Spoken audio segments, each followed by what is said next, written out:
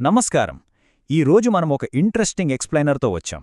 Day trading గురించి మాట్లాడుకునేటప్పుడు మార్కెట్లో స్థిరంగా లాభాలు సంపాదించే ఆ 10% మందికి, నష్టపోయే 90% మందికి మధ్య ఉన్న అసలు తేడా ఏంటో ఎప్పుడైనా ఆలోచించారా? నరాలు తెగే ఉత్కంఠ, అదృష్టం ఇలాంటి వాటికి అతీతంగా ట్రేడింగ్లో నిజంగా లాభాలు తెచ్చిపెట్టే ఒకే ఒక్క సైకాలజీ కాన్సెప్ట్ గురించి ఈరోజు మనం డీకోడ్ చేయబోతున్నాం. ఏమాత్రం ఆలస్యం చేయకుండా నేరుగా టాపిక్లోకి వెళ్ళిపోదాం.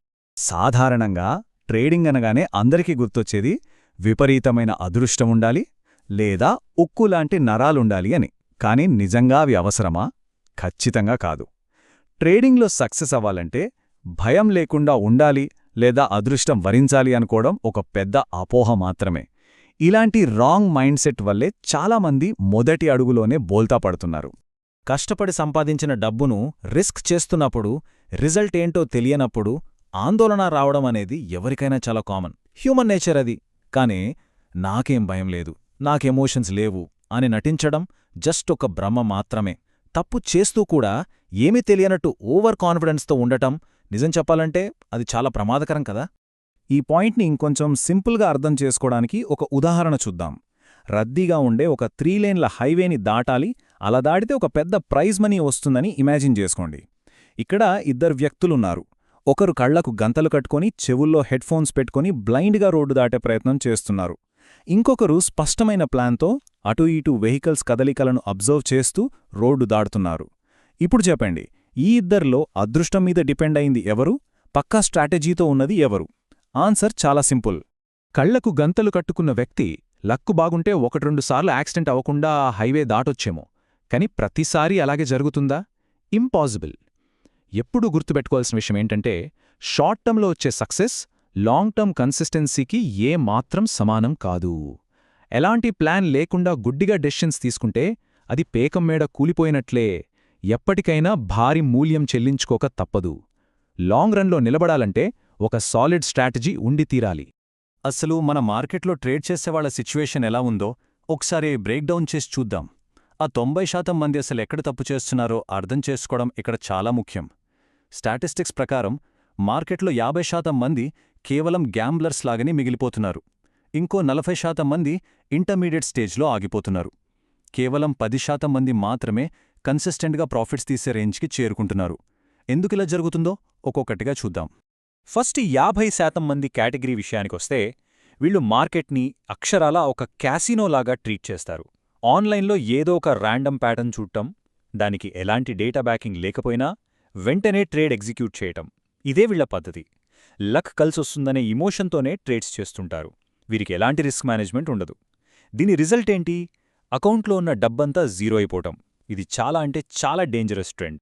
ఇక ఆ నెక్స్ట్ లెవెల్ అంటే 40% ఇంటర్మీడియట్ ఫేజ్లో ఉన్న వాళ్లను చూస్తే, వీళ్లు గ్యాంబ్లర్స్ కంటే కొంచెం బెటర్. వీళ్లకు మార్కెట్ ప్యాటర్న్స్ పట్ల బేసిక్ ఐడియా ఉంటుంది, పొజిషన్ సైజింగ్ అంటే ఏంటో కూడా తెలుస్తుంది. కానీ ఇక్కడే ఒక బిగ్గెస్ట్ మిస్టేక్ జరుగుతుంది. వీళ్లు తమ ట్రేడింగ్ డేటాలు పర్ఫెక్ట్గా ట్రాక్ చేయరు. ప్రొఫెషనల్స్ లాగా బ్యాక్ టెస్టింగ్ చేసి తమ సిస్టమ్ను ఆప్టిమైజ్ చేసుకోరు. అందుకే వీళ్లు కూడా కన్సిస్టెన్సీ సాధించలేక ఆ టాప్ 10% క్లబ్లోకి ఎంటర్ అవ్వలేకపోతున్నారు. మరి ఆ 10% క్లబ్లో చేరాలంటే ఏం చెయ్యాలి? ఫస్ట్ అసలు మార్కెట్ అంటే ఏంటో క్లారిటీగా అర్థం చేసుకోవాలి. మార్కెట్ అనేది అనంతమైన అవకాశాలున్న ఒక మహాసముద్రం లాంటిది. ఇది జస్ట్ మాస్ హ్యూమన్ సైకాలజీకి ఒక అద్దం లాంటిది. ఇక్కడ ప్రతిరోజూ లెక్కలేనన్ని యాక్షన్స్ రిపీట్ అవుతూనే ఉంటాయి. అవే end of the day profits లేదా లాసెస్గా మారతాయి. అంతేకాని మార్కెట్ కదలికలు ఎవరి కంట్రోల్లోనూ ఉండవు. ఎలాంటి ఖచ్చితమైన డేటా లేకుండా ఈ అన్ప్రెడిక్టబుల్ వేరియబుల్ సముద్రాన్ని నావిగేట్ చెయ్యాలనుకోవటం ఎంత క్రేజీగా ఉంటుందో ఆలోచించండి. ఇది ఎలా ఉంటుందంటే, కొన్ని ప్లాస్టిక్ అక్షరాలను నేలమీద అలా విసిరేసి అవి వాటంతటవే ఒక మీనింగ్ఫుల్ సెంటెన్స్గా మారిపోవాలి అని ఎక్స్పెక్ట్ చేయడమే. వినడానికే చాలా ఫన్నీగా ఉంది కదా. ఇలాంటి డేటా డ్రివెన్ అప్రోచ్ లేకుండా మార్కెట్లో సర్వైవ్ అవడం ఇంపాసిబుల్. అయితే దీనికి సొల్యూషన్ ఏంటి? ఆ టాప్ 10%కి సీక్రెట్ ఏంటి? ట్రేడింగ్లో కన్సిస్టెంట్ ప్రాఫిట్స్ తెచ్చే ఆ ఏకైక సైకలాజీ కాన్సెప్ట్ ఇక్కడే ఉంది. అదే రేషనల్ అప్రోచ్, అంటే హేతుబద్ధమైన విధానం. సింపుల్గా చెప్పాలంటే, మన కంట్రోల్లో లేని మార్కెట్ వేరియబుల్స్కి మనం పక్కాగా ప్లాన్ చేసుకున్న ఎగ్జిక్యూషన్కి మధ్య ఉన్న డిఫరెన్స్ని క్లియర్గా క్యాల్కులేట్ చేసుకోవడమే ఈ అప్రోచ్ ముఖ్య ఉద్దేశం. దీన్ని ఇంకొంచెం డీప్గా డైవ్ చేసి చూద్దాం. వేరియబుల్స్ ఇంకా కాన్స్టెంట్స్, ఈ రెండిటికీ తేడా తెలియాలి. మార్కెట్ సిగ్నల్స్, జనాల సైకాలజీ, ఇవి ఎప్పటికప్పుడు అలల్లాగా మారిపోయే వేరియబుల్స్. వీటిని ఎవరూ కంట్రోల్ చేయలేరు. కానీ మనం ఫాలో అయ్యే రూల్స్, మనం ఎగ్జిక్యూట్ చేసే ఎగ్జాక్ట్ స్టెప్స్, ఇవే కాన్స్టెంట్స్. అంటే మార్కెట్ ఎలా టర్న్ అయినా సరే రూల్స్ విషయంలో ఏమాత్రం కాంప్రమైజ్ అవ్వకుండా స్ట్రిక్ట్గా ఉండటమే ఇక్కడ కీలకం. ఒక ప్రొఫెషనల్ ట్రేడర్ సిస్టమ్ ఎలా ఉంటుందో ఈ 4 స్టెప్స్ చూస్తే అర్థమవుతుంది. ఫస్ట్ స్టెప్, ఎప్పుడూ రిపీట్ అయ్యే ఒక ప్యాటర్న్ను ఐడెంటిఫై చేయడం. సెకండ్ స్టెప్, దాన్ని సుమారు 50 నుంచి 100 ట్రేడ్స్ పైన బ్యాక్టెస్ట్ చేయడం. థర్డ్ స్టెప్, ఆ ప్రాసెస్లో ఉన్న స్ట్రెంగ్స్ అండ్ వీక్నెసెస్ని కంటిన్యూస్గా ట్రాక్ చేయడం. ఇక fourth and most important step, ఎలాంటి ఎమోషన్స్ లేకుండా దాన్ని పదే పదే ఎగ్జిక్యూట్ చేయడం. అంతే, no magic, just pure mathematics. వినడానికి ఇదంతా చాలా సింపుల్గా అనిపిస్తుంది కదూ, కానీ రియాలిటీ వేరు. వర్క్ అయ్యే సిస్టమ్ను కనుక్కోవడం అంత ఈజీ టాస్క్ కాదు.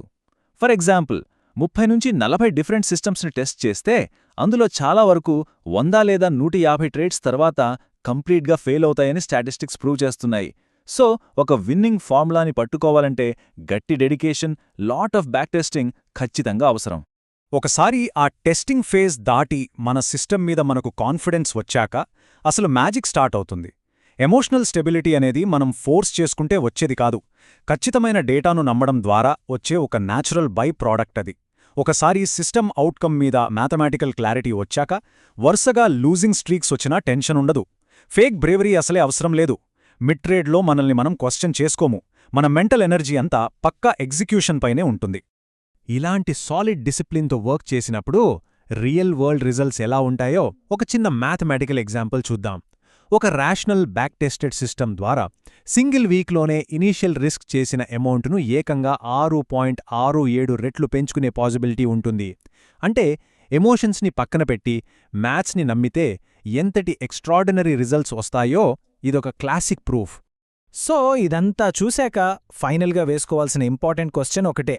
ప్లాస్టిక్ లెటర్స్ను గాల్లోకి విసురుతూ లక్ కోసం వెయిట్ చేయడం మానేసి ఖచ్చితమైన రూల్స్ అండ్ కాన్స్టెంట్స్ను ఫాలో అవ్వాల్సిన టైం వచ్చేసింది కదా.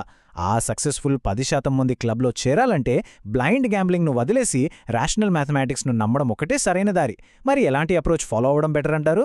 ఆలోచించండి.